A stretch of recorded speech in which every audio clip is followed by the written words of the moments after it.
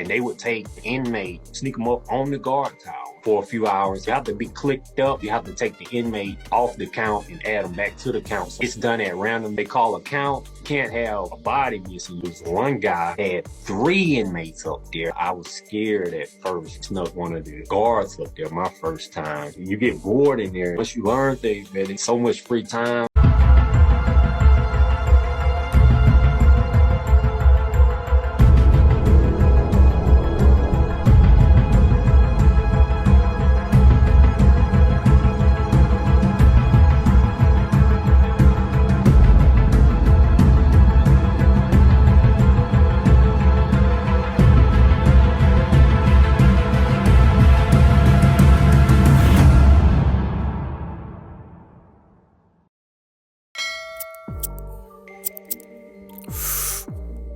DC the Voice, what's going on with y'all, man? Make sure y'all like, sub, share, comment, donate to the platform if you're feeling generous, man. Shout out Ann for that big Deuce 5 going into the super chat. Need it in our hands, not in our ears, man. Now today we have part 1 and 2 of an oral interview conducted by none other Mr. Corey Whalen over at the Hard Times Reviewer with our former correctional officer and friend of the channel, author Cedric Long, aka the Corrupt Author. Let's hop right into that right now, shall we? Cedric Long was a corrections officer from 2009 to 2014 in 3 Alabama prisons. Since then, he has written novels based on his experience, been involved in activism in his community, and worked in halfway houses with people coming out of prison. He is the author of The Corrupt Officer's Guide to Love and The Corrupt Officer's Guide to Money, among other books. This is the first part of an oral history with Mr. Long, which will be published serially throughout the coming weeks. Long's 41 years old now. So how'd you first get involved in working in the prisons? I had a relative who kept trying to get me to go, and I was like, man, that's crazy. I ain't going to work in no prison. I had just got divorced, and I moved back to Alabama, and I needed some income, man. There's not a lot. I'm from Elmore County in Montgomery, and there's not a lot of paying jobs around here. So it started off at like 29 or 31K or something like that. That was decent. It had benefits, so I was actually trying to be a fireman, but they had a 2-year hiring freeze. I had been waiting so long, so I said, let me try this. I just needed a job, and that's how I got into it, man. 23, 24 years old, something like that. I got married young. Which prison did you work in first? I hate when people ask me that question. That awful, god-awful Julia Tutwiler prison for women. What do you hate about that question? That's a terrible place, and I'm a part of it. I'm part of that. I was terrible too, man. It's just a bad experience. It's just a lot of disrespect, and I was new, and they're going to pick on the new guy. So it was just a bad experience. It's different from the men. First of all, there's no unity. Women get hormonal, so they snitch on each other. They undermine each other. There is always fights and jealousy. Cliques get together, and then the cliques break up, and now the cliques join in. It's just a constant mess and constant disrespect. I've been cursed out, all you can imagine. You ain't supposed to put your hands on a woman, which legally we can use force if they cross the line, and they'll try to play with you on that because most men are uncomfortable putting their hands on a woman. But they're going to cross that line. They're going to make you do it. They used to tell me, well, don't worry, the inmates will teach you your job. Niceness will get you eaten alive, I was taught. Yes, ma'am, no, sir. That's how I went in there. Before I left, I was cursing like a sailor. Backing up a little bit, what kind of training did you go to become an officer? Well, I thought I was going to get training first, but actually you get hired on as a trainee, and then when the next class becomes available, you go to a 12-week academy. But I'd say like 3 days in, man, they threw me in there. I'm in dorms by myself most of the time. After a while, they just throw you in the deep end, no training. You read the regulations. It takes you about half day to read through all the regulations. Then you sign a piece of paper and you get where you're supposed to be with an officer above you at all times, but that's not always the case, man. We were so short-staffed. That was one of the things I started stressing the department on and beefing with them about. We were so short-staffed. I know in the first month, I was running dorms as a trainee. And this is before or after you went to the academy. So I don't know how it is today because I left in 2014. Back then, you would get hired, you would start. Once you start, you have to wait till they get enough trainees from all over the state to have a class. Some people work 3 weeks before they go to the academy. Some people work 9 months before they go to the academy. I think I worked 5 months before I went to the academy. I know I went through the academy during summertime. I started the job in February before that. I can't remember the date, but I went to the academy at the end of the summer. So it might have been close to 6 months or something like that, but I actually went down there and the training helped. It helped a lot. Describe Tutwiler. How's it set up? Is it cells? Dorms? Describe it for someone who's never heard of it. It's dorms. So you got the main camp and you've got the annex. At the time, it's the only women's prison. So if you got maxed out, so you got death rows, minimums, everything. You got first-time offenders. We had a judge in there for corruption at one time. You have some lightweights, you got some heavyweights. When you go in Tutwiler, it's a front gate and the building is just one long hallway. So you go in, if you go to the right, that's South Hall. If you go to the left, that's North Hall. And on the hall, you've got dorms on both sides. You've got A through, if I'm not mistaken, K. And that's just how it is. It's one long hallway, and you go down the hallway, and there the dorms are. There's a big grill gate. It's an old prison, built in the 1930s, I believe. Construction of the prison was completed in 1942. And there are big iron gates in front of each dorm, and you go in those big iron gates and you're in the dorm. You can see the back of each dorm from the hallway. Describe some of the worst challenges that prisoners had dealt with in there. Well, I had the wrong attitude, and most people have the wrong attitude. It's kind of like, well, shit, don't complain about prison, don't come to prison, right? Like you dipshits comment that every once in a while in the comment section and getting your stupid ass blocked. But it's complicated how each person gets to prison. It's very complicated. But as an officer, you don't care nothing about that, and the public don't care, and that's part of the problem. So I honestly, at the time, ain't care if somebody died. I didn't care what they were going through. I didn't care. I was just there for a check and, quote, don't get on my bad side, don't bother me, unquote. So that was the majority of the staff and the administration. The worst thing is, I think, was the medical care. You have people with serious medical conditions, and they'll ignore them and tell them, you just want some attention, and kick them out of medical. People will go back to their dorm and pass out or away. And it was just ignored by medical staff. Also, it's like when people don't care about you and you've got people in authority, that's a recipe for abuse. In my head, I was always the good guy, and I realize now, looking back, I was part of the problem too. And I don't think anybody looks at themselves as the bad guy. The officers would do the easy thing. It's easier to curse them out, to threaten them, to intimidate them, to beat them, than it is to deal with the real problems and be professional all the time. So it was just constant pressure on the prisoners, constant pressure on them from all sides. And I contributed to that. How do you feel you contributed? Well, I should have been professional. I should have understood the responsibility. I have a responsibility to something greater than me, than just my needs. I didn't realize this until I was coming to the end of my career there. These people are getting out. Most of them are going to get out. If you see some of the cities with crime and corruption, it's getting worse and worse. And our whole society is kind of crumbling now. It's sinking. And you're either contributing to that or you can uplift it. And I was contributing by not giving a damn about these women, not trying to rehabilitate, just poking the fire, raising the temperature. Damn, how is a knuckle-dragging CO supposed to rehabilitate? You know what I'm saying? That's what the program's supposed to be for. Just talk to me nice and do your job, gang. They're coming out more traumatized, more angry. I wasn't bothering anybody. Nobody bothered me. I wouldn't say anything. I wouldn't speak a word. But issues come up and I handled it wrong. I think I didn't see the bigger picture of this lady could get out. She could become a productive taxpayer. She could buy a home. She can have hope. Or she can get out and kill somebody. And that person could unalive. She unalive could be my relative or my child. So they're going to get out. They're going back into society. That was really my biggest issue.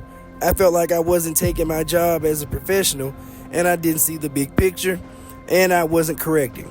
We're supposed to be the Department of Corrections, and I didn't contribute to that.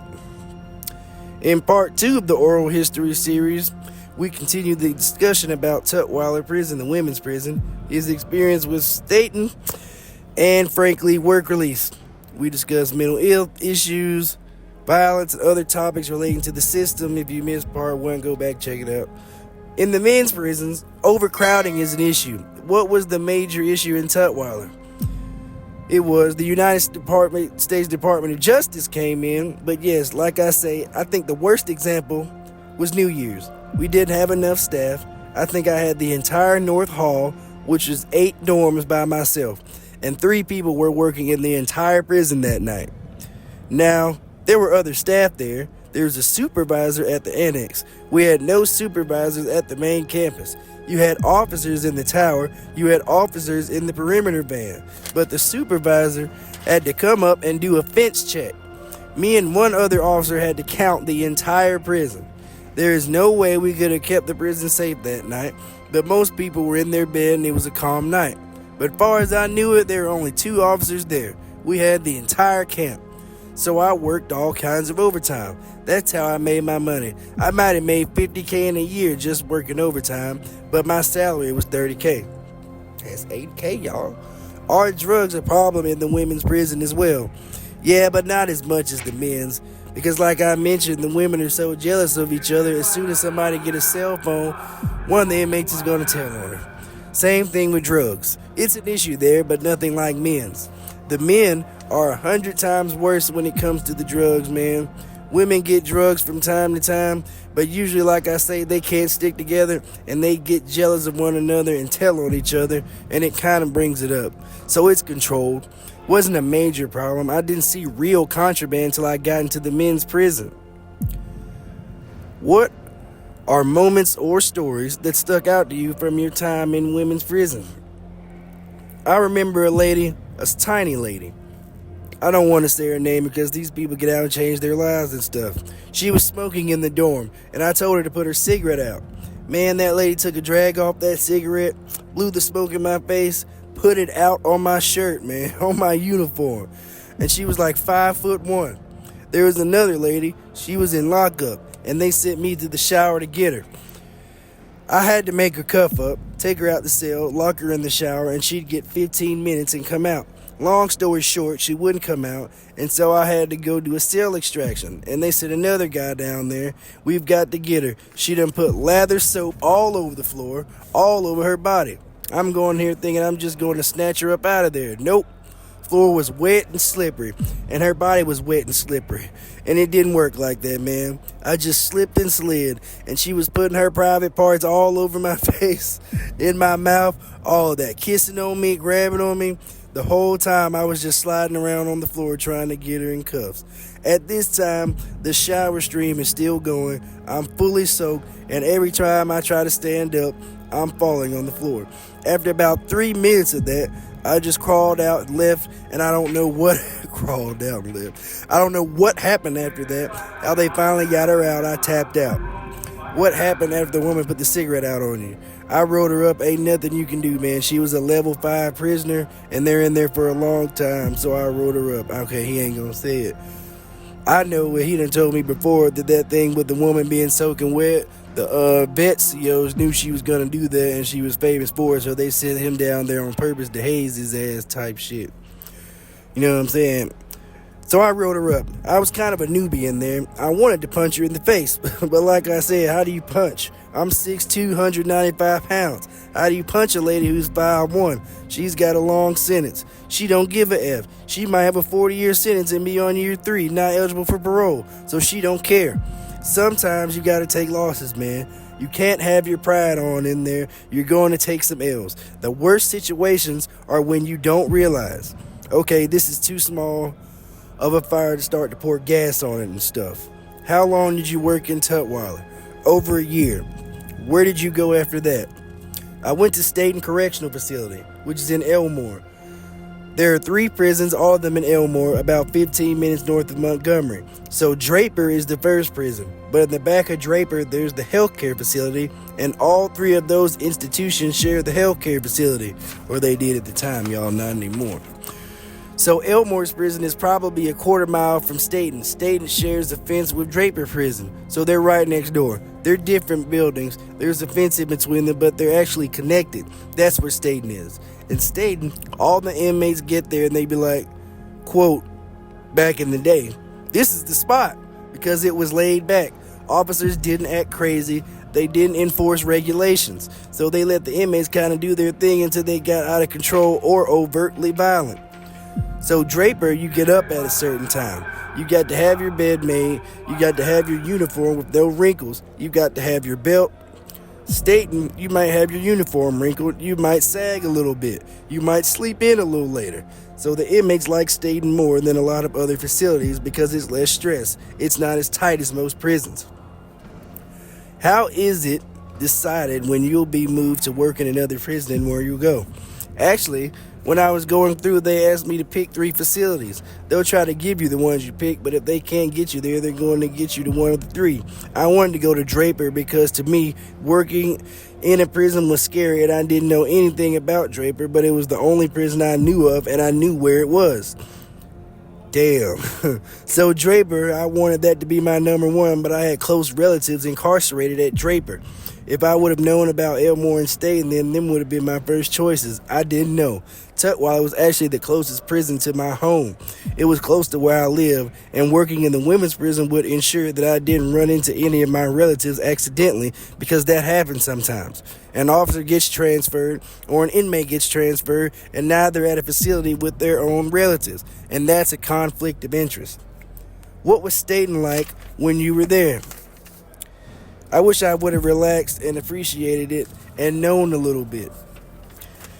But I didn't appreciate Staton. Staton was kind of cool. I'm coming from a level 5 prison where they've got strict regulations. Staton's a level 4 with less strict regulations, and the way the administration was, they didn't even want to bother the inmates. So I'm coming in like a damn drill sergeant, shaking people down. People come out the kitchen with sandwiches. I'm taking them, writing them up. I'm doing all kinds of super cop Terminator shit because that's how they were at level 5s. But the administration didn't want to bother the inmates at Staton, because these are men, by the way. They just wanted it to run smoothly. Like, quote, leave them alone. If they ain't unaliving anybody, leave them alone. So when I get to Staton, I think my first incident, there was a guy, we were outside the chow hall, and I had become an asshole. I had become abusive, and there was a puddle of water, but it was freezing. It was half frozen. It was cold. Everybody had their jackets on. He was joking with me.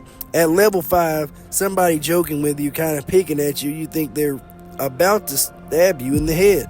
I had never actually been kind of friendly with an inmate or joked with them. I'm thinking this guy's threatening me. I grab him up, I got him. I'm about to body slam him in this water polo and get his clothes wet just to be an asshole. That's where I was at that point. And then the officers ran up and they're coming to me. The inmates are running up on me. They're like, what's wrong with you? Why are you doing this? That's the first time I realized, okay, you need to calm it down. It's not like that. But Staton was much different. And I had a lot of inmates joking with me, playing with me. I got to start to build bonds and relationships and started to respect the inmates because it was more interpersonal. You started seeing their backgrounds. You got guys who are nutty, then you've got dudes who just hate law enforcement. But most of the guys, they just wanted to do their time and do their business and be off the radar. So it wasn't no disrespect on a constant basis. Once I learned to kind of chill and lay back and let them do their thing and learn how it runs, it went pretty good. But when it came to contraband and drugs and selling drugs and weapons, everything was in Staton. I've seen everything. What were some of the problems with those facilities in Elmore all sharing the same medical facility?